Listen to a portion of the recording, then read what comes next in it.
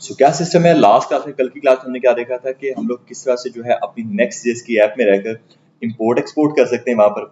और उसके अलावा हमने देखा था किस तरह से हम लोग अपनी एचटीएमएल और अपनी जेएस को एक साथ लिख सकते हैं। लाइक हमारे पास एक तरह का रिटर्न का मेथड था, उसके अंदर क्या है हम लोग अपनी पूरी एचटीएमएल को रिटर्न करवा रहे थे, बट अगर हमें जो है अपनी कोई जेएस उसके अंदर लिखनी है तो हम लोग उसके लिए क्या काम करते थे, अपनी कर्ली ब्रैकेट्स यूज कर रहे होते थे, ताकि उसमें जो है हमारी कोई भी चीज अगर जेएस के थ्रू रिटर्न हो रही है आप लोग उसमें वहां पर लिख दो।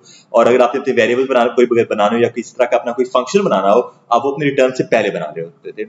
ये कुछ बेसिक्स हमने कल की क्लास में देखे थे, ऐसे ही है। अब सीन कुछ है, आज का हमारा कुछ काम यही है कि हमने कुछ इवेंट्स वगैरह बनाने हैं और उन इवेंट्स को हमने फायर करना है, कुछ ही हमने सारे काम करने हैं आकर। सो मैं अपने इंडेक्स और जेएस के ऊपर आ रहा हूँ और ये हमने कल की क्लास में बात की थी, कुछ मैंने आपको इसके रूल्स भी बताए थे। अब इधर आओ और इसको आकर सीएलएस करके कमांड देती है स्टार्ट करने की। वो कमांड क्या थी? npm rundev। इस कमांड से क्या होता है, हमारा जो है ना फ्रंट एंड का सर्वर स्टार्ट हो जाता है। उस सर्वर को हम लोग फिर अपने ब्राउजर में जाकर चेक करते हैं अपने लोकल कॉलम 3000 के ऊपर जाकर। तो यहाँ पे आऊंगा मैं, यहाँ पे आके इसको सर्च करूंगा लोकल कॉलम 3000, और जब मैंने सर्च किया हमारे सामने हमारी वो वेबसाइट आ जाएगी जो हमने कल की क्लास में बनाई थी। थोड़ी सी ठीक हो गया। तो हमने कल की क्लास में कुछ ये चीज बनाई थी, लेकिन ये भी चीज याद रखो, ये हमारा काम क्या था, पूरा का पूरा डायनामिक था। हमें लाइक अपना ये जो कंटेंट लेकर आ रहे हैं, बेस्ट वेबसाइट टेम्पलेट्स और दिस इज पैराग्राफ और फिर 2 बटन, ये हमारे सारे सारे कहां से आ रहे हैं? ये हमारे सारे आ रहे हैं एक कुछ वेरिएबल से। लाइक हमने उनको पहले वेरिएबल में स्टोर करवा दिया और फिर उनके बाद हमने उन वेरिएबल्स को आगे जाकर यूज कर लिया था। हमने कुछ ये काम किया था यहाँ पर रहकर। अब होगा मेनली हमारे पास कुछ ये चीज चेक कर लो। ये हमारे पास h1 था, फिर पैराग्राफ, फिर बटन और फिर बटन 2। अब देखो यहाँ पे अगर मैंने इसको एक स्ट्रिंग में ऐड किया हुआ है, ऑब्वियसली हमें पता है कि अगर हमारे पास किसी भी तरह का कोई कैरेक्टर आ रहा है, कोई भी हमारे पास नंबर्स आ रहे हैं, दूसरा नंबर्स कह रहा हूँ, हमारे पास कोई भी कैरेक्टर सेंटेंस आ रहे हैं हमारे पास, हम लोग फिर वहां पे आके क्या काम करते हैं, अपना उसको डबल कोट में रैप कर देते हैं अपनी जेएस में।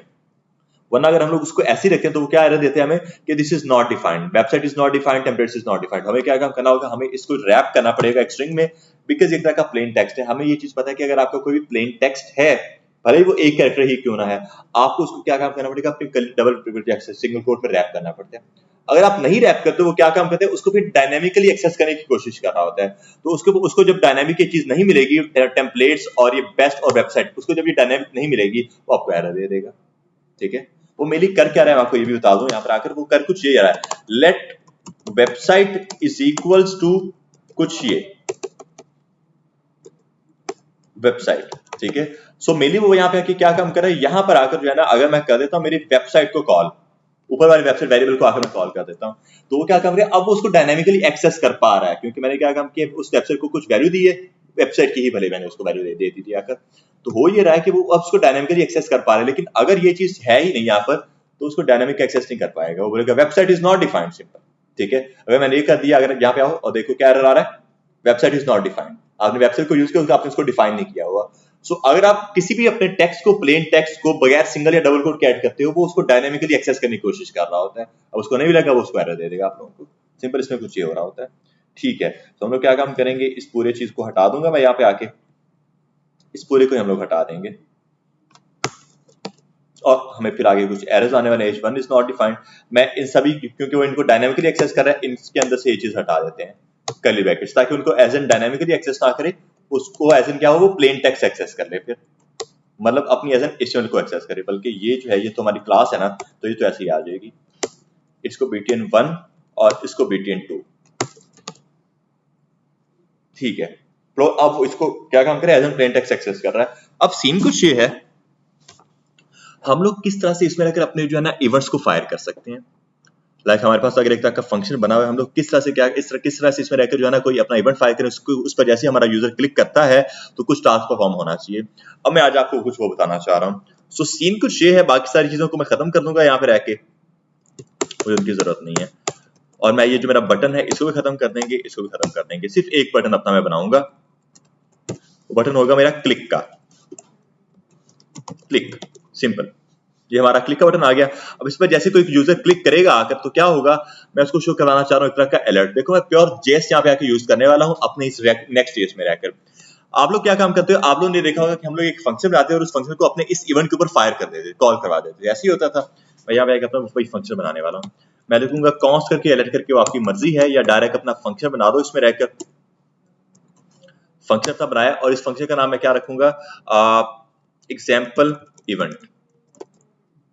पैरामीटर्स कुछ भी नहीं, और इसमें रहकर हम लोग क्या काम करते हैं, इसमें रहकर हम लोग सिंपल एक तरह का अलर्ट शो करवा सकते हैं। करंटली मैं अलर्ट शो करा रहा हूँ इस चीज को, alert you click this button.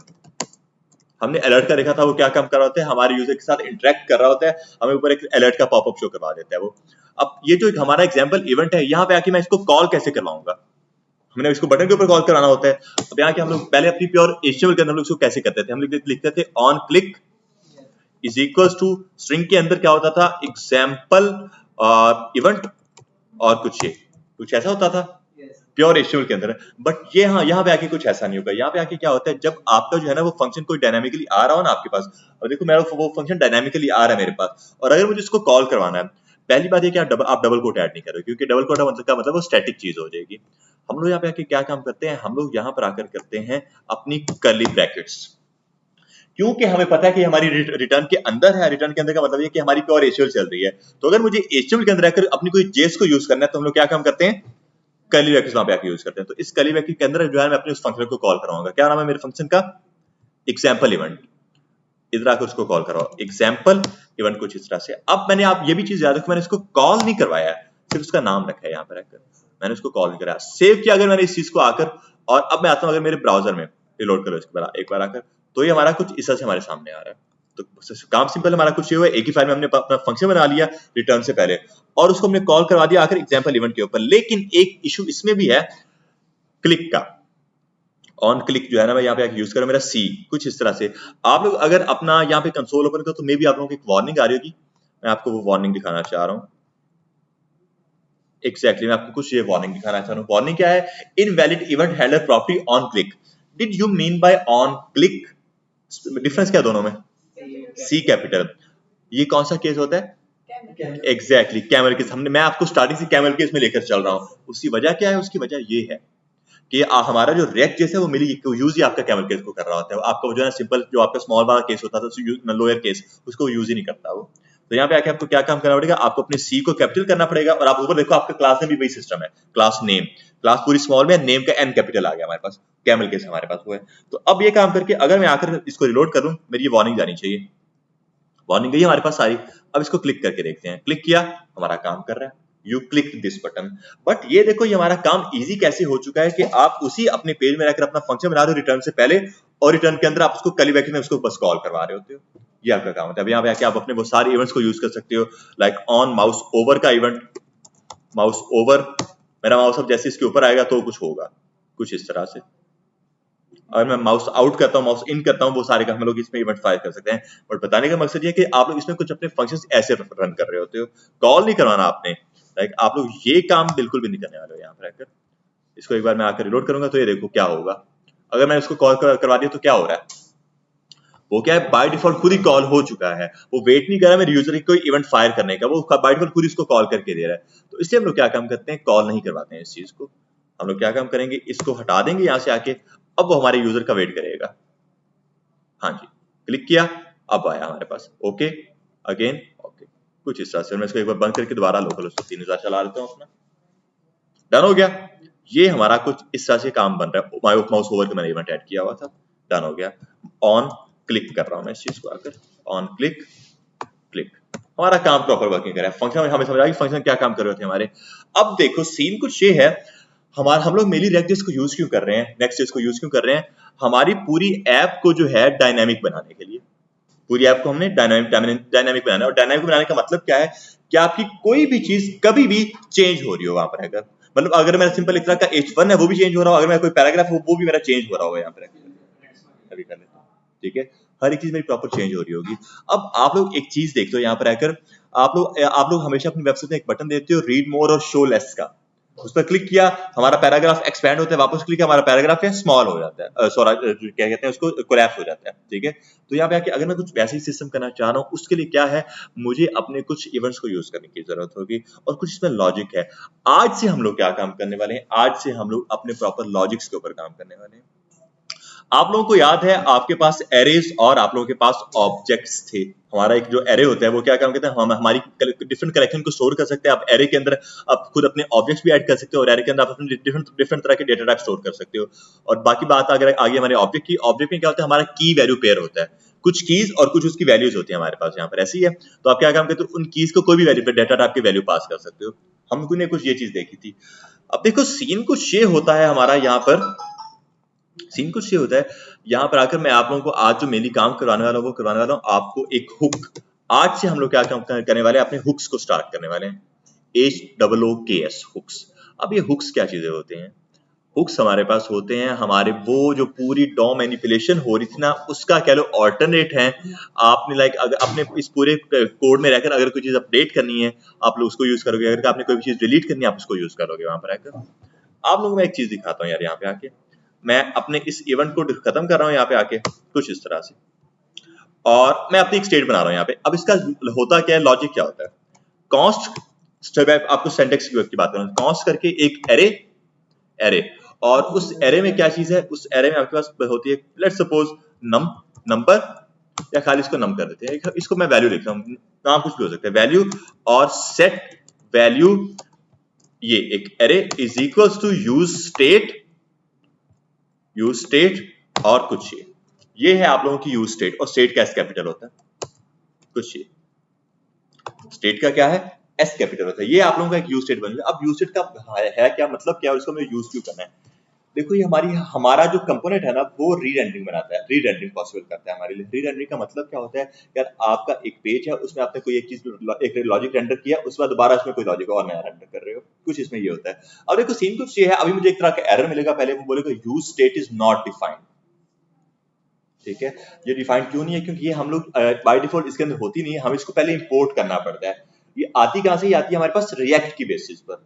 अब यहाँ पे देखो रिएक्ट और नेक्स्ट चीज बिल्कुल साथ साथ चल रहे हैं, ये नहीं कहोगे कि यार रिएक्ट जैसे अलग चीज है, साथ साथ चल रहे हैं। तो आ का आंसर ये हमारे पास ये आ रही है यूज स्टेट नेक्स्ट रिएक्ट जैसे। तो आप आकर ऊपर इसको इंपोर्ट करोगे, आप लिखोगे इंपोर्ट करवाओ मेरे यूज स्टेट को फ्रॉम कहां से, रिएक्ट से। कर सकता हूं वैसे, ये क्या काम किया मैंने, बस मेरी इस यूज स्टेट को मेरे उस रिएक्ट से इंपोर्ट कर लिया यहाँ पर आकर। अगर मैं इसको सेव करता हूं ना तो मुझे अब जो है ना, अब ये एरर मिलने वाला है। अब ये एरर है किस चीज का, इस एरर को वर्ड से पढ़ो, वो क्या कह रहा है, webpack import module default is not a function or its not return value is not iterable। अब सीन मुझे वापस मुझे जो एरर दे रहा है वो यूज स्टेट का ही एरर दे रहा है। मैं उसको ऊपर इंपोर्ट भी कर लिया, फिर भी मुझे एरर क्यों दे रहा है, क्योंकि यूज स्टेट जो है ना, यहाँ पे अगर आप देखो तो मैंने उसको इंपोर्ट कैसे किया हुआ, सिंपल प्लेन नाम से। तो आप लोगों को अगर याद हो, वापस पूछूंगा, एक्सपोर्ट डिफॉल्ट और सिंपल एक्सपोर्ट का मतलब क्या होता है यार, आपका वो नाम जो एक्सपोर्ट हो रहा है वो उसी नाम से एग्जैक्ट एक्सपोर्ट हो रहा है, तो आपको उसी नाम से उसको इंपोर्ट करना है और उसमें कर्ली ब्रैकेट्स भी ऐड करनी है।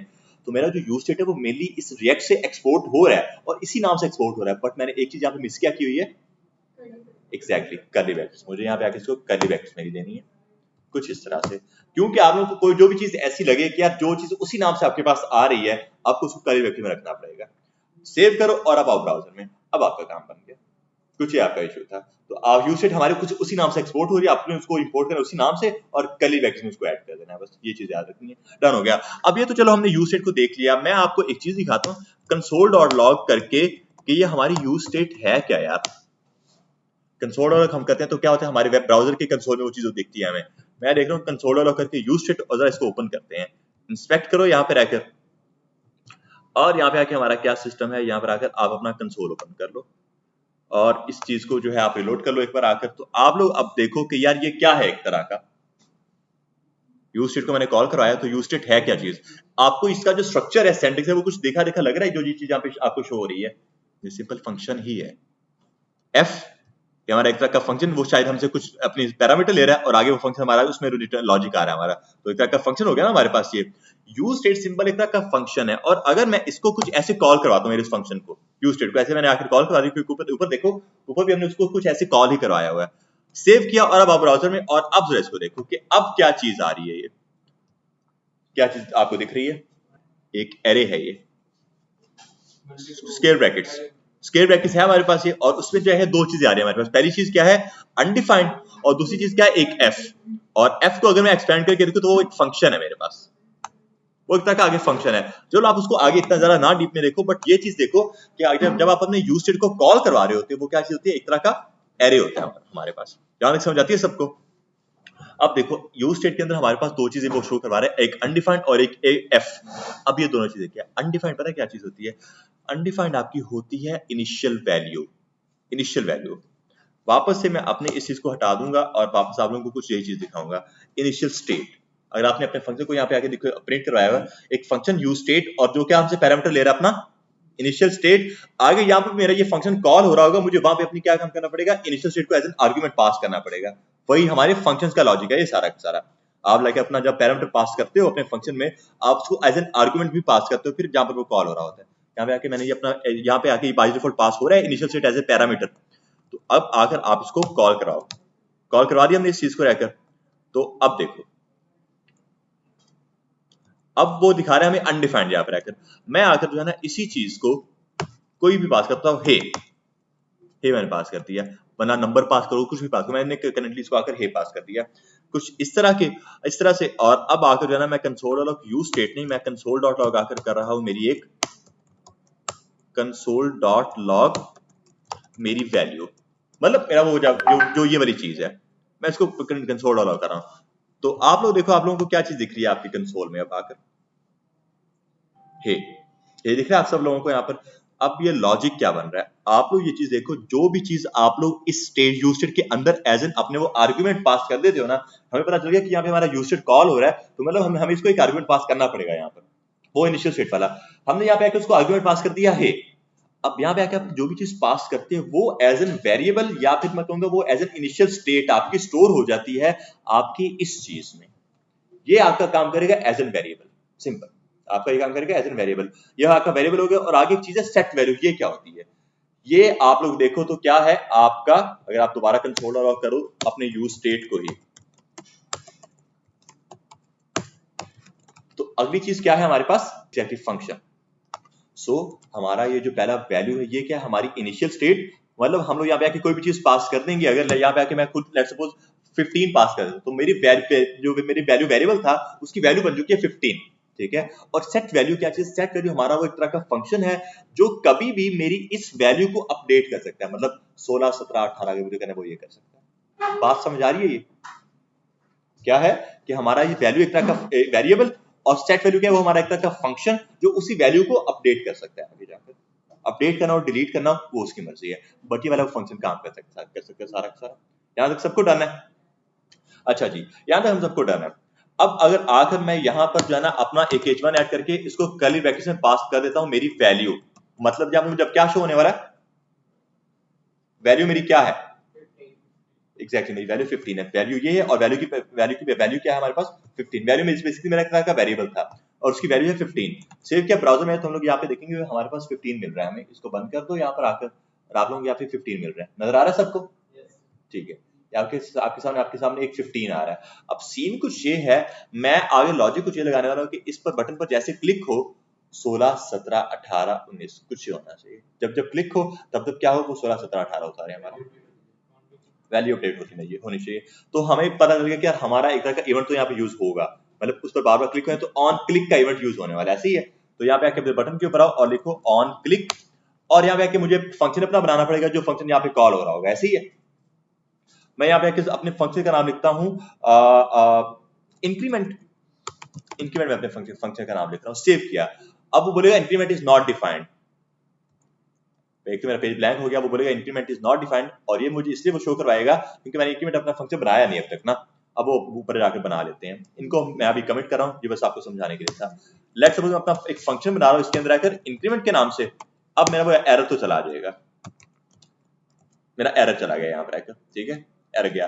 अब इस फंक्शन में आकर हम लोग क्या काम करते हैं, मैंने अभी भी आप लोगों से एक चीज कही कि ये जो हमारा सेट वैल्यू वो अपने आप में एक फंक्शन है जो कि क्या काम कर सकता है, हमारी इस वेरिएबल को अपडेट कर सकता है, ऐसे ही है।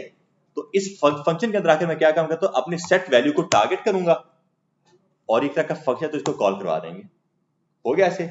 और इसमें आकर मैं करूंगा क्या, इसमें आकर मैं जो मेरी वैल्यू थी ना इनिशियल वैल्यूज टाइम पे जो थी उसको मैं +1 अगर कर दूं तो, मतलब बाय डिफॉल्ट जो भी मेरी वैल्यू है, बाय डिफॉल्ट मेरी वैल्यू क्या है 15, ठीक है। और मैं आकर क्या काम करूं उसमें +1 कर रहा हूं, किधर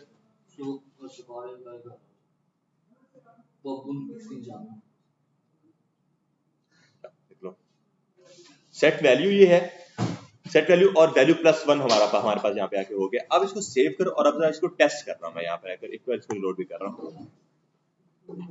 क्लिक किया 16 17 18 ये काम हमारा बन रहा है। मैं जब जब इसके ऊपर क्लिक करता जा रहा हूँ तब तब क्या हो रहा है हमारे पास, तब हमारे पास वो हमारा जो नंबर था वो उसको अपडेट करता जा रहा है। एग्जैक्टली 100 करो 1000 कर दो, तो बाय डिफॉल्ट की वैल्यू 15 है यहाँ पे आके। अब जब मैं उस पर क्लिक करूंगा तो 15 प्लस 1000 कर देगा वो, तो क्या वैल्यू बनेगी 1015 2015। बात समझ आ रही है? कुछ इस तरह से हमारा काम करते हैं। अब ये आप लोगों के ऊपर आप किसको कैसे करते हैं, बट हम लोग यहाँ पे आके क्या काम करें, एक तरह का डिक्रीमेंट इंक्रीमेंट ऑपरेटर बना रहे हैं। यहाँ पर क्या लोग हमारे पास एक तरह का काउंटर है, क्लिक करेगा अपडेट करेगा, अब वैल्यू को बढ़ा देगा, दोबारा क्लिक करेगा वैल्यू को कम कर देगा, और एक बटन ऐसा होना चाहिए उस पर क्लिक करके वैल्यू रीसेट हो जाए, मतलब वापस 0 हो जाए। लॉजिक समझ आ रहा है सारा? तो 15 में से जो है ना -1000 करेगा तो माइनस में वैल्यू को लेकर चला जाएगा, माइनस वैल्यू को लेकर चला जाएगा। लेट्स सपोज ये कर दिया हमने अगर इसको, तो अगर ये करेंगे कुछ ऐसे, इसको सिर्फ +1 करूंगा मैं, 1000 नहीं करूंगा, सिर्फ 1 तक। ओके हो गया? यहाँ तक रहकर हो क्या रहा है, क्लिक कर रहे हैं। और एक और काम करो यार, ये H1 जो है ना हमारे पास यहाँ पे आके, एक मैंने स्टाइल, ये दोनों एक रो में क्यों आ रहे हैं 16 और बटन? अच्छा एक मिनट, ये दोनों है नहीं, वो तो मैंने कल कुछ इसको सीएसएस नहीं दी थी, just content align item centre मैंने कल दिया था ना इसको। हाँ वो देखो ना यहाँ पे आके मैंने वो सारी चीजें दी हैं। तो ये बेसिकली मुझे समझ आ गया, strides.btns जो थी ना वो मेरी क्लास थी btns की, मैंने उसको डिस्प्ले फ्लेक्स किया, अगर आप लोगों को याद है तो। btns की अगर मेरी क्लास, अगर आप देखो कंट्रोल F करके btns, तो ये मैंने उसको डिस्प्ले फ्लेक्स किया हुआ था, उस वजह से मसला कर रहा था। इसको हटा देते हैं यहाँ पे आके, ठीक है। तो अब ये हमारा काम करना चाहिए कुछ इस तरह से, ठीक है। ये हमारा काम बन गया। अब मैं क्या काम करने वाला हूँ, अब अपने 2 बटन बनाऊंगा, बल्कि 3। ये होगा मेरा इंक्रीमेंट के लिए इंक्रीमेंट, ये होगा मेरा रीसेट के लिए, और ये होगा मेरा डिक्रीमेंट के लिए। कुछ ये है, करंटली मैंने ये तीनों बटन अपने बना दिए यहाँ पर रहकर, ठीक हो गया। और एक काम और करते हैं, इस H1 को बाहर रखते हैं और तीनों बटन को बस अंदर रखेंगे हम लोग, कुछ ऐसे। डन है, सेंटर में आ गया। और जो मेरे बटन है इसमें मैं कंट्रोल Z करके जो है ना इसका थोड़ी बहुत स्पेसिंग अगर देना चाहूँ तो मैं वो लास्ट साइड को मैंने क्यों टारगेट किया है, मैं बोलूंगा कि जितने भी बटन उन सभी को आप मार्जिन दोगे लेफ्ट साइड से, लेफ्ट और राइट साइड से, ठीक है। टॉप बॉटम से 0, लेकिन लेफ्ट साइड से 10 पिक्सल्स तक की, कुछ ये मैं ये काम करना चाह रहा था। अब देखो सीन कुछ है, हमारा लॉजिक क्या है, मैं बाय डिफॉल्ट देखो मैंने इसकी वैल्यू क्या ऐड की है, बाय डिफॉल्ट 15 नहीं रखते, इसको 0 करते हैं, 0 से स्टार्ट करेंगे, 0 हो गई। लॉजिक कुछ है, इंक्रीमेंट के ऊपर क्लिक करें इंक्रीमेंट हो जाए, रीसेट के ऊपर क्लिक करें तो रीसेट हो जाए, अभी वो सब पे इंक्रीमेंट ही कर रहा है, डिक्रीमेंट पर क्लिक करें तो डिक्रीमेंट हो जाना चाहिए, कुछ ये काम है हमारा। अब हमने अपना अब तक सिर्फ एक फंक्शन बनाया है, वो एक फंक्शन क्या कर रहा है, एक फंक्शन जो इंक्रीमेंट करता जा रहा है। अब आकर अपना एक और फंक्शन बना लेते हैं, फिर वो फंक्शन क्या होगा, डिक्रीमेंट के लिए। डिक्रीमेंट पैरामीटर की जरूरत नहीं है, इसमें आकर हम लोग क्या काम करेंगे, हमें पता है कि ये वाला हमारा जो सेट वैल्यू है ये क्या काम कर हमारी उस वैल्यू इनिशियल स्टेट को अपडेट कर सकता है, तो यहाँ पे आके वापस सेट वैल्यू को टारगेट कर सकते हैं हम लोग। सेट वैल्यू टारगेट कर लिया मैंने, और इस बार आकर मैं क्या काम कर रहा हूं, अपनी उस जो इनिशियल स्टेट थी उसको, पहले प्लस हो रहा था, इस बार क्या होगा -1 कर देंगे। क्या ये चीज पॉसिबल है? अब इसी डिक्रीमेंट को कॉल कराते हैं डिक्रीमेंट के ऊपर। डन हो गया, जहां तक सबको क्लियर है। सो अब जरा टेस्ट करते हैं इसको, इंक्रीमेंट और डिक्रीमेंट, दो चीजें तुम्हारी हो रही हैं, माइनस में जा रहे हैं हम लोग, इसको प्रिवेंट करेंगे, माइनस में आपने नहीं जाना, लॉजिक ऐड करेंगे अपने इसके ऊपर, इफ एल्स कंडीशन हमारी। अब देखो भैया आपको वापस से यहाँ पे मेरा जो मुद्दा है वो आपको डिजाइन दिखाने का है ही नहीं, मुद्दा लॉजिक्स दिखाने का आप लोगों को, तो वही लॉजिक जो सारे हमने पहले अपनी प्योर जेएस में बेसिक्स में देखे हैं वो अब यहाँ पे इंप्लीमेंट करने हम लोगों ने, ठीक है। सो ये हमारा काम तो बन रहा है, इंक्रीमेंट और डिक्रीमेंट हो रहा है। अब एक और चीज, लास्ट वाला हमारा क्या है, रीसेट के लिए मैं एक और फंक्शन बनाऊंगा अपना, और वो होगा मेरा रीसेट के लिए। कर सकते हैं ऐसे, पैरामीटर्स कुछ भी नहीं, और सेट वैल्यू हमें टारगेट करना पड़ेगा ताकि हम लोग उसकी इनिशियल स्टेट को चेंज कर सके, ऐसे ही है फंक्शन। अब इसमें अगर हमें ना कोई इंक्रीमेंट करना ना कोई डिक्रीमेंट करना है, तो क्या हम लोग इसको डायरेक्ट 0 अगर पास करते हैं, 0 पास कर देते हैं, तो भले उसकी वैल्यू माइनस में होगी, भले उसकी वैल्यू प्लस में होगी, 0 उसको 0 पर लाकर खड़ा कर देगा वो। सेव करो, और इस रीसेट को अब आकर मैं कॉल कराऊंगा रीसेट के ऊपर, कर सकते हैं ऐसे। अब इसको टेस्ट करते हैं, इंक्रीमेंट रीसेट, उसके बाद डिक्रीमेंट, जितना मर्जी डिक्रीमेंट होगा, लेकिन रीसेट। आप लोगों को मैं कहूंगा कि आप लोग अपनी ब्राउजर की एक एक्सटेंशन को इंस्टॉल करो, react dev tools browser extension है, इसमें आपको पता चलेगा कि आपकी स्टेट्स कैसे कैसे चेंज हो रही हैं। अब देखो ये हम लोग, मैंने आपसे बात की, हम लोग एक तरह की हुक्स को देख रहे हैं, यहाँ पर हुक्स हैं ये। मैं ये मेरे पास आई गेस पहले ऐड है, मैं इसको रिमूव करके दोबारा करता हूँ क्योंकि मुझे सजेस्ट नहीं कर रहा था अभी तक। ऐड टू क्रोम दोबारा कर रहा हूँ मैं यहाँ पर आकर। अगर आपको कोई यूज स्टेट लिटरली समझ आ जाता है तो आप लोग कह सकते हो अगर 30 to 40% आपको काम आ गया इसका, क्योंकि ये हर जगह आगे जाकर यूज होने वाला है। एडिट टू मैनेज, ठीक है यार, एडिट हो गई है हमारी। इसको हम लोग आकर देखते हैं, इसको एक बार आकर बस रिलोड करते हैं और अब आकर मैं क्लिक करता हूँ, मेरा राइट क्लिक करके इंस्पेक्ट, और यहाँ पे आप जब आप अपनी उस एक्सटेंशन को इंस्टॉल करते हो तो आपके पास एक बटन आ रहा है यहाँ पे, ये नीचे कंपोनेंट्स का, ठीक है, कंपोनेंट्स, इस पर आप क्लिक करो। ये मेनली कंपोनेंट्स आपके वो रिएक्ट के कंपोनेंट है, नेक्स्ट जेएस, रिएक्ट जेएस जो भी है। अब यहाँ पे अगर आप लोग आकर देख लेते हो तो हमारे कंपोनेंट का नाम क्या था, इंडेक्स, यही था हमारे कंपोनेंट का नाम, तो इंडेक्स ही है ना। अब ये हमारी मेन ऐप है और ये उसमें हमारा इंडेक्स है। अब ये देखो यहाँ पर आकर अगर आप देखते हो इंडेक्स में तो हमारे क्या है, ये है हमारे पास हुक्स, वो इनिशियल स्टेट है हमारे पास यहाँ पर आकर, और वो क्या है 0 इस टाइम पे आके नजर आ रही है सबको 0। अगर मैं आकर क्लिक करता हूँ इंक्रीमेंट के ऊपर, अच्छा इसने ये नीचे से चेंज क्यों नहीं किया यार, आई गेस ये फिर ये वाला एलिमेंट है ही नहीं, हो गया नीचे चेंज हो गया, वो स्लो है थोड़ा सा। 1 अगेन इसको इंक्रीमेंट किया, ये 2 हो जाएगा हमारा, स्लो चल रहा है 2 3 2। अब देखो हो क्या रहा है यहाँ पे आके, जैसे जैसे मैं उसको अपडेट करता हूँ मेरी इनिशियल स्टेट जो थी वो अपडेट हो रही है। अब इनिशियल स्टेट आपकी थी कौन सी, इनिशियल स्टेट आप लोगों की थी कुछ ये वाली, जो आप अपने यूज स्टेट में पास करते हो एज एन आर्ग्यूमेंट, क्योंकि हमने पहले देखा जब हमने यूज स्टेट को एज एन फंक्शन कॉल करवा दिया था कंसोल.log में, हमने देखा था वो क्या था, हमसे वो लेता था एक पैरामीटर इनिशियल स्टेट का, और उस पैरामीटर को हमने एक वैल्यू पास करी थी एज एन आर्ग्यूमेंट। तो यहाँ पे मैंने उसको वही इनिशियल वैल्यू अपनी पास की है 0 की, ये हो गया। अब यहाँ पे कि हो ये रहा है कि जैसे जैसे मैं इसको क्लिक कर रहा हूँ वो मेरी उसी स्टेट को अपडेट करता जा रहा है, नीचे रहकर कर रहा है, और अगर आकर मैं इसको रीसेट पर क्लिक कर दूंगा उसी स्टेट को 0 कर देगा। आगे सबको नजर, डिक्रीमेंट किया उसी स्टेट को डिक्रीमेंट करता आ जाएगा। सो हमारी इनिशियल स्टेट अपडेट, डिलीट और रीसेट ये सारे काम कर रही है यहाँ पर आकर। अब यहाँ पर देखो ये हमारा इसी कोड के थ्रू हमारा एक वेरिएबल बन रहा है और एक फंक्शन ऐसा बन रहा है जो उस वेरिएबल को अपडेट कर सकते हैं। वापस ये भी चीज देखो कि यार इनके नाम कुछ भी हो सकते हैं, बट एक मेरी क्या कन्वेंशन है कि यार वैल्यू और आगे मैं फिर सेट वैल्यूज नेम सेम नाम से रख देता हूँ। मैं ये सेट साथ में जरूर यूज करता हूँ और फिर ये वैल्यू जब वो पिछले वाले वेरिएबल का ही नाम रख देता हूँ। मेरी कन्वेंशन, आप लोग कुछ भी रख सकते हो इसको। तो याद है, तो हमें समझ आ गई कि ये हमारा किस तरह से वर्किंग कर रहा होता है। ठीक है, ये हमारा जो है इंक्रीमेंट हो रहा है, डिक्रीमेंट कर रहा है और इसको वो रीसेट भी कर रहा है। अब सीन कुछ ये है हमारा, मैं आके क्या काम करूँ, मैं अपनी कंडीशन ऐड करूंगा। मैं उसको बोलूंगा कि यार अगर मेरी जो डिक्रीमेंट में, क्योंकि अगर वो 0 पर आ चुकी है वो उससे नीचे नहीं जानी चाहिए, माइनस पर ना आ जाए मेरी वैल्यू, ऐसे ही है। तो हम लोग अपनी इस डिक्रीमेंट में आकर अपना फंक्शन कॉल एक इफ एल्स कंडीशन देंगे, इफ, और मुझे पता है कि मेरी वैल्यू क्या है, वो 0 है, ऐसे ही है। मैं बोलूंगा इफ मेरी वैल्यू इज इक्वल टू और इज इक्वल टू 0। डबल और ट्रिपल में मैंने आपको डिफरेंस बताया हुआ क्या है, ठीक है। मतलब अगर आपकी var num is equal to 15 number है और आपने वैर नम इज इक्वल टू दोबारा 15 स्ट्रिंग में रख दिया है, तो डबल इज इक्वल टू क्या काम करेगा, उसको ट्रू समझेगा क्योंकि दोनों उसकी वैल्यू सेम है। बट अगर आपने ट्रिपल इज इक्वल टू लगाया, उसका ये मतलब है कि वैल्यू भले सेम है बट डेटा टाइप डिफरेंट है, वो उसको फॉल्स कर देगा। दोनों में ही डिफरेंस है। यहाँ पे आके मैं क्या काम कर रहा हूँ, तीन इज इक्वल टू यूज कर रहा हूँ, मतलब वो दोनों चीजों को चेक करेगा। तो मैंने आकर उसको बोला कि अगर मेरी वैल्यू है वो इज इक्वल टू 0 है, मतलब ये वाली जो मेरी इनिशियल स्टेट थी वो मेरी 0 थी, तो आप क्या काम करोगे, आप सेट वैल्यू को टारगेट करोगे और आप उसको रखोगे 0 ही वापस, उससे आपने नीचे नहीं जाना। बात समझ आ गई। लेकिन हाँ, अगर हमें पता है कि अगर इफ लगा दो उसके बाद अगर आप एल्स नहीं भी लगा दो वो एज एन एल्स ही काउंट हो रहा होता है आपका, तो आप या तो ये भी कर सकते हो कुछ ऐसे। सो पहले वो ये चीज चेक करके अगर हमारी वैल्यू 0 है तो आपने क्या काम करना है, उसको 0 पर ही रख देना है, सही है। लेकिन वरना आपने क्या काम करना है, उसको माइनस में करते जाना है। लॉजिक समझ आ गया। टेस्ट करते हैं इस चीज को आकर। सो इंक्रीमेंट किया हमने इस चीज को, डिक्रीमेंट करते हैं, नेगेटिव में जा रहा है, उसके बाद मैं क्लिक कर रहा हूं लेकिन नहीं जा रहा, मैं क्लिक करता जा रहा हूं यहाँ पर।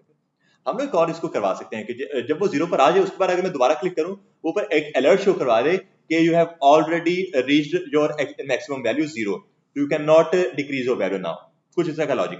तो एक अलर्ट शो करवाते हैं यहाँ पर, इसके बाद में अलर्ट एक शो करवा दो, हम लोग बोल देंगे you have reached your initial point, ठीक है, initial point, now you can not decrement further, ठीक है, कुछ ये है। अब आप इसको ज्यादा डिक्रीमेंट नहीं कर सकते हो। रिलोड करते हैं इसको एक बार आकर।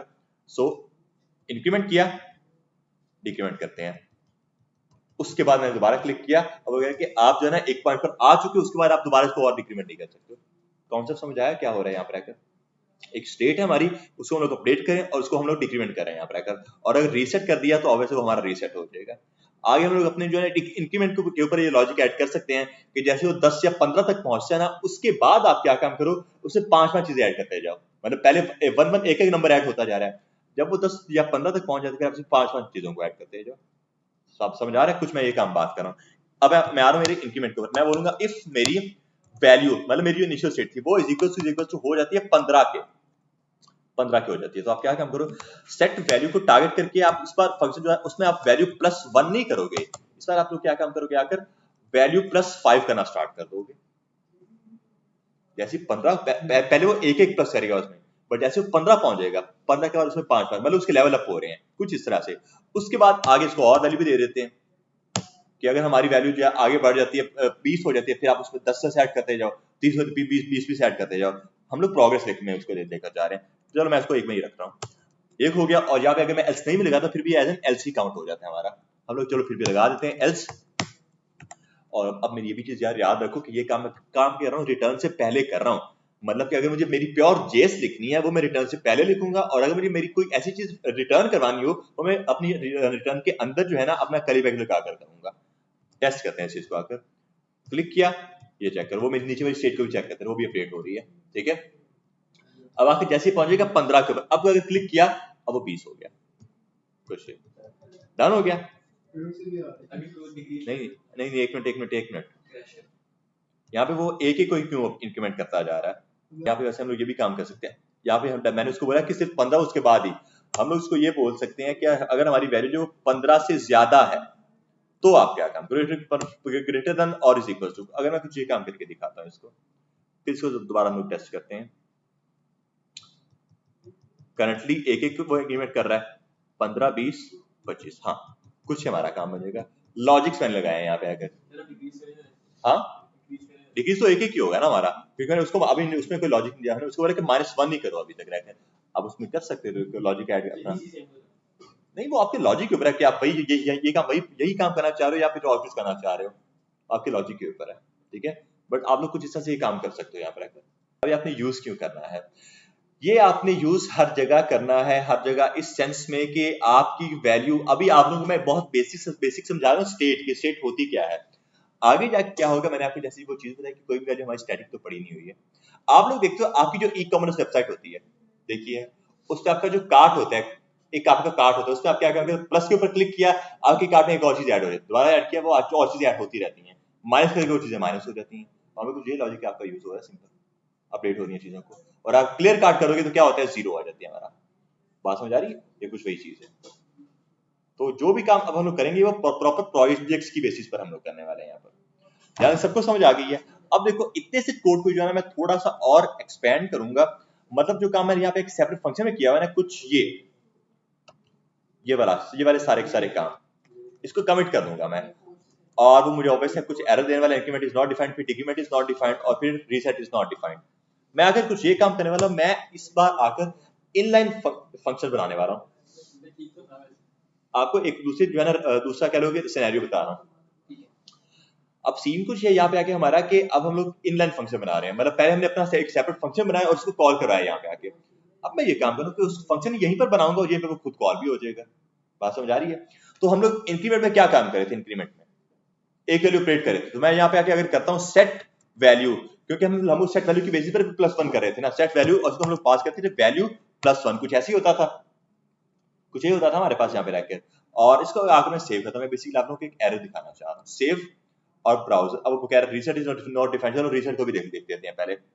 मैं रीसेट में आकर क्या काम करूंगा, मैं लिखूंगा वापस सेट वैल्यू और उसको करेंगे 0, रीसेट में 0 हो रहा था, और जो डिक्रीमेंट था हमारा उसमें क्या हो रहा था, सेट वैल्यू, वो क्या था, वैल्यू -1, वैल्यू -1 कुछ यही था।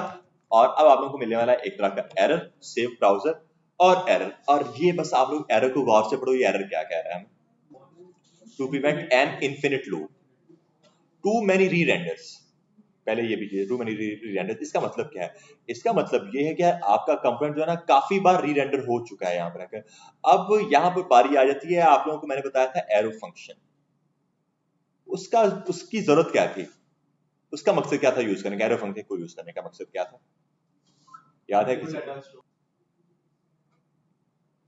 अगर आप लोगों को याद हो तो वहां पे सिनेरियो कुछ ये बना था हमारा कि अगर मैं अपना एरो फंक्शन यूज नहीं करता था तो वो वेट वेट नहीं करता था मेरे क्लिक करने का, वो फौरन से रन कर जाता था उसका। मतलब अगर आके मैं एरो फंक्शन यूज नहीं कर रहा हूं, बस उसको ऐसी कॉल करवा देता था, वो क्या काम करता था, मेरे क्लिक करने का वेट नहीं करेगा, फौरन से रन कर देगा। जब मैंने एरो फंक्शन लगा लिया वो फिर मेरे यूजर के क्लिक करने का वेट करेगा। कुछ ये लॉजिक था अगर आप लोगों को याद है तो। वो अब वो थी set set time out set और सेट इंटरवल की। अभी बात कर रहा हूं मैं इवेंट लिस्नर के बारे में। हमने एक इवेंट लिस्नर भी देखा था ना। चलो सेट टाइम आउट के ऊपर ही मैं आ जाऊं। सेट टाइम आउट के ऊपर, सेट टाइम आउट में क्या हो रहा था कि यार अगर आप एरो फंक्शन नहीं लगाते हो तो क्या करता था वो फौरन से नहीं करता था, आपके टाइम का वेट नहीं करता था। 3 से 4 सेकंड जो आपने उसको दिए वो उसका वेट नहीं करता था, फौरन से रन करता था। अगर आपने एरो फंक्शन लगा दिया वो क्या काम करता था, वो कहता है कि नहीं अब मैं वेट करूंगा, आपको उतना टाइम गुजर जाएगा। सेम यही लॉजिक आपका इम्प्लीमेंट होता था आपके इवेंट लिस्नर में कि वो अगर आपने एरो फंक्शन नहीं लगाया आपके यूजर के इवेंट का वो वेट नहीं करता, फौरन से रन कर जाता है। मतलब यूजर के क्लिक करने का वो वेट ही नहीं करता। और अगर आपने एरो फंक्शन लगा दिया फिर वो वेट करता है जब हमारा आपका यूजर क्लिक करेगा। क्या कुछ यही कॉन्सेप्ट था हमारा? तो यहां पर आकर हो कुछ वही रहा है कि जब आप लोग अपना इनलाइन फंक्शन बनाते हो ना तो वो आपके इवेंट का वेट ही नहीं करता, वो फौरन से रन कर जाता है। अब यहाँ पे हो यही रहा है, वो एरर पढ़ोगे और से क्या कह रहा है, टू मैनी री रेंडर्स। मतलब आपने उसको कई बार यहाँ पे आके क्लिक कर दिया, React limits the number to renders to prevent an infinite loop. आप at the end infinite loop में जा चुके हो। यहाँ पे आपने इतनी बार उसको क्लिक कर लिया, हमने एक बार भी क्लिक नहीं किया, बट क्या हो रहा है, वो इनलाइन है और वो सिंपल फंक्शन वो कॉल हो रहा होता जा रहा है आगे जाकर। इसको प्रिवेंट करने का क्या तरीका, आप यहां पर आकर यूज करो अपना एरो फंक्शन कुछ ये। अब ये क्या काम करेगा, ये हमारा वेट करेगा जब तक हमारा यूजर क्लिक नहीं करे या हमारा यूजर को इवेंट फायर नहीं कर रहा होता। कुछ यहाँ पे आके मैं इस सेट को भी वैसे ही करूंगा। हाँ मुझे ये यहाँ पे आके ये यहाँ नहीं लगाना, ये चीज मुझे यहाँ पे आके लगानी है कुछ ऐसे। मतलब अपना जहां से मेरा फंक्शन स्टार्ट हो रहा है कुछ ऐसे, और यहाँ पर आकर भी मेरी कुछ ऐसे ही। अब सही है, एरो फंक्शन बन गया हमारा। ये सेव करो ब्राउजर में और अब जरा टेस्ट करो, अब ये काम कर रहा है हमारा। सो एरो फंक्शन जो जो चीजें मैंने आपको बताई थी वही चीजें यूज हो रही हैं और लॉजिक भी सेम सारे के सारे वही हैं। इंक्रीमेंट हो रहा है हमारा, डिक्रीमेंट हो रहा है हमारा, इससे नीचे जाएगा नहीं। यहाँ पे अलर्ट क्यों नहीं शो हो रहा मुझे, अच्छा वो मैंने इनर बनाया, इसमें मैंने अपना लॉजिक नहीं लगाया होगा। और रीसेट करेंगे तो ऑब्वियसली वो रीसेट हो जाएगा। कुछ ही हमारी पूरी स्टेट होती है। अब देखो सिनेरियो से ये मैंने यहाँ पे आके उसको पास क्या हुआ है, मैंने यहाँ पे आके उसको पास किया है मेरा नंबर। यहाँ पे आके मेरा कुछ भी हो सकता है, मेरा ये हारिस हो सकता था, हारिस हो गया। अब ये जैसे मैं इंक्रीमेंट करूंगा तो हारिस 1 ये करता जाएगा, उसके साथ 1 अटैच करता जाएगा। अब देखो ये क्या हो रहा है, आप लोगों को मैंने बताया था कंकैटिनेशन। अगर मैं स्ट्रिंग को मेरे नंबर के साथ प्लस करता हूं तो क्या होता है, एड्स के साथ जोड़ता रहता था, उसमें प्लस कर नहीं सकते क्योंकि वो एवोल्यूशन पॉसिबल नहीं है। तो यहाँ पे जो हारिस है वो क्या है, स्ट्रिंग है, और मैं जो +1 कर रहा हूं वो क्या है, नंबर है। तो जब वो दोनों ऐड होंगे तो क्या होगा, वो उनको उसके साथ कंकैट करता जाएगा कुछ इस तरह से। और वैसे डिक्रीमेंट करोगे तो क्या होगा, नैन आ जाएगा डिक्रीमेंट, नॉट अ नंबर। मतलब इसका क्या हुआ, क्या आपके हारिस 11 में से माइनस क्या चीज वो करे, क्योंकि वो कोई है तो नहीं, वो कोई एवोल्यूशन तो है ही नहीं, तो उसको कर नहीं सकता, वो नॉट अ नंबर। रीसेट करेंगे तो वैसे वो फिर रीसेट हो जाएगा। कुछ इसमें ये सिस्टम आप लोगों का हो रहा होता है ये, ठीक है। वो मैंने इनिशियल उसको इनिशियली रखा हुआ था ना, मैं एडवांस उसको फिर 0 पे लेके आ गया, मेरे हारिस तो खत्म हो गया वहां पर आकर, कुछ ये हुआ था। अब ये देखो बाय डिफॉल्ट मेरी वैल्यू क्या है, हारिस। इंक्रीमेंट किया, हारिस के साथ एक अटैच हो गया, अटैच होता गया, ठीक है। अब उसके बाद आकर मैं डिक्रीमेंट करूंगा, वो नॉट अ नंबर आ गया। रीसेट करने को वो 0 पे आ गया, तो 0 में तो +1 हो सकता है ना, हारिस में +1 नहीं हो सकता। तो वो 0 में +1 करके उसको 1 2 3 4 कर रहा है, हारिस में इनवैलिड नहीं कर रहा था। हम रीसेट की जगह मतलब 0 की जगह वैल्यू लिखते हैं तो क्या है? वैल्यू मतलब अब देखो ना यहाँ पे आके मैंने उसको जो हाँ, अगर वैल्यू खाली लिखते तो फिर क्या होगा, वापस वो हारिस को लेकर आ जाए, क्योंकि वैल्यू जो है बाय डिफॉल्ट जो मेरा वेरिएबल है वैल्यू वो हारिस है, उसकी वैल्यू ऐसे ही है। तो यहाँ पे आके अब देखो ये किया मैंने, यहाँ पर आकर बाय डिफॉल्ट हारिस इंक्रीमेंट हुआ ये हो रहा है, डिक्रीमेंट हुआ ये हो रहा है, लेकिन रीसेट हुआ तो अगेन मेरे पास हारिस यहाँ पे नहीं आया। 1 मिनट मुझे ये काम करना पड़ेगा, सॉरी यार मुझे ये काम करना पड़ेगा। मतलब उसको सेट फंक्शन का मतलब क्या होता है कि आप लोग उसको कोई चीज पास करोगे ताकि वो आपका अपडेट करे। तो यहाँ पे मैंने सेट वैल्यू को दोबारा हारिस रख दिया हुआ है, तो अब अगर मैं रीसेट करता हूँ तो अब दोबारा हारिस आ जाएगा मेरा। ये कुछ ऐसे वर्किंग कर रहा होता है। लॉजिक्स इसके क्या है हमारे पास, इंक्रीमेंट कर सकते हैं हमारा ये वाला, हमारा जो फंक्शन ये जो प्रोजेक्ट है छोटा सा इंक्रीमेंट कर रहा है हमारा, ये डिक्रीमेंट कर सकता है नॉट नंबर, और रीसेट कर सकते हैं वो हारिस कर देगा दोबारा से, उसके साथ कंकैट करता रहेगा। सो इट डिपेंड्स कि आप इसके साथ करना क्या चाह रहे हैं। लेकिन ये चीज आप लोग देखो, यहाँ पर आप लोग अपना स्ट्रिंग, नंबर, बूलियन, अनडिफाइंड, पूरा का पूरा एरे, पूरा का पूरा ऑब्जेक्ट, सब चीजें यहाँ पे पास कर सकते हो। तो आपकी इनिशियल स्टेट बन जाएगी, और आपकी इनिशियल स्टेट आगे जाके डिलीट करनी है, अपनी अपडेट करनी है, वापस सारे आप कर सकते हो। कुछ इसमें होता है। ये हमारा यूज स्टेट है। बात समझ आ गई कैसे काम कर रहा है? आप लोगों को इसका मैं बता देता हूँ यार कि इसकी एक और वजह कि हमें इसकी जरूरत क्यों पड़ रही है। इसको मैं कमेंट कर देता हूँ फिलहाल के लिए। आप लोग अगर प्योर जेस को यूज करते हो, उसमें क्या होता था, आप लोग करो let suppose let name is equal to Haris, ठीक है। और यहाँ पे आके मैं एक और चीज करूंगा, मैं इस पूरी कोड को कमिट कर रहा हूँ यार, इस पूरी कोड को कमिट किया और इस H1 को भी मैं कमिट करता हूँ।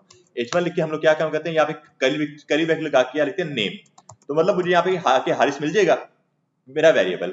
अब लॉजिक कुछ ये है कि मैं अपना एक फंक्शन बना लेता हूँ, फंक्शन, और उसके बाद आखिर में बोलता हूँ चेंज टेक्स्ट, और मैं बोलता हूँ कि नेम को आप इस इक्वल टू कर दो अली के, फॉर एग्जांपल। क्या ये चीज पॉसिबल है? क्योंकि जो है लेट, हमें पता है लेट के थ्रू बनाया हुआ है, मतलब ये वैल्यू आगे जाकर ओवरराइट हो सकती है, अपडेट हो सकती है, मतलब अगर हारिस हो तो अली हो सकता है आगे जाकर। और आगे जाके इसको मैं कंसोल और लॉग जो है ना वो कर देता हूँ मेरा नेम।